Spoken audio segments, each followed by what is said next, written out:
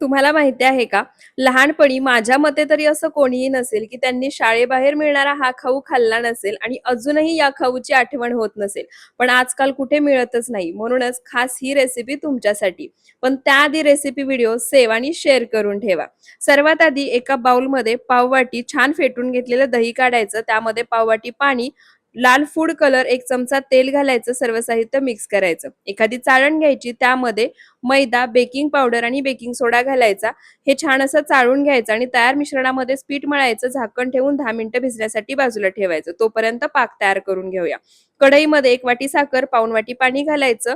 साखर विरघळवून घ्यायची आणि मंद आचेवर एकतारी पाक तयार करायचा. पाक तयार झाला की गॅस बंद करून त्यामध्ये व्हॅनिला इसेन्स घालायचं, मिक्स करून बाजूला ठेवायचा. त्यानंतर अशा पद्धतीने एखादं चॉपिंग बोर्ड घ्यायचं. याची लिंक हवी असेल तर कमेंटमध्ये पीपी किंवा लिंक टाइप करा. लिंक तुम्हाला मिळून जाईल.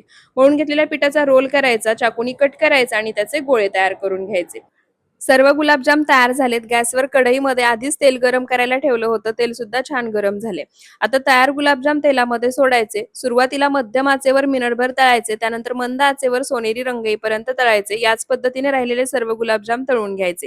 पाक सुद्धा तयार आहे. गुलाबजाम पाकामध्ये घालायचे, मिक्स करायचे. 1 2 ते 3 मिनिटं पाकामध्ये ठेवायचे आणि त्यानंतर लगेच काढून घ्यायचे.